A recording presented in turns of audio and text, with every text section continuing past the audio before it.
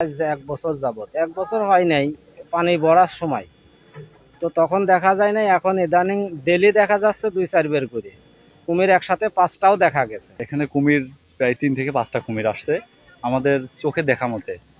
আর যে কুমিরগুলো আসছে, আসার পর থেকে মানুষের বিশেষ করে গোসল করাটা একেবারেই বন্ধ হয়ে গেছে। আর নদীটা আমাদের একমাত্র গোসলের উপায়। এখানে আমাদের এলাকায় পুকুর কাটলেও পুকুরে পানি থাকে না, যার কারণে আমাদের এলাকায় কোনো পুকুর নেই। সেক্ষেত্রে আমাদের লোকজন খুবই আতঙ্কে আছে এবং নদীর উপর থেকে দাঁড়াইয়ে মগ ভরে গোসল করতেছে, এবং সেক্ষেত্রে তবুও লোকজন খুব ভয়ে আছে। আমাদের চর এলাকা, আমাদের এমনিতে পানির লেয়ার পায় না, টিউবওয়েলে কোনো লেয়ার পায় না। আমাদের যে কোনো কাজ আমরা নদী থেকেই করি। পুকুর আছে, পুকুরে পানি থাকে না, ২-৪ মাস পানি থাকে, তারপর আর পানি থাকে না।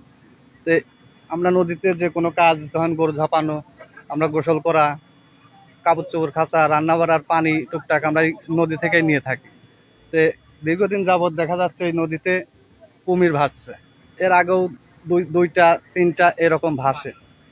এইটার আতঙ্কে এলাকাবাসী এই নদীতে আসতে পারতেছে না। আমরা ২ দিন দেখছি, আজকে ৫.৫ হাত ৬ হাত লম্বা হবে নি। আমরা তো ওই আতঙ্কে গোসল করতে পারতেছি নিয়ে, করতে পারতেছি নিয়ে, এই চড়াবার করে বেড়ায়। এখানে তো আসলে থমথমে অবস্থা বিরাজ করছে, কারণ কুমির এরা তো আসলে ভয়ঙ্কর একটা জিনিস। আর শুনছি নাকি এখানে এসে আটকা পড়ছে, ওই সাইডে চর পড়ে গেছে।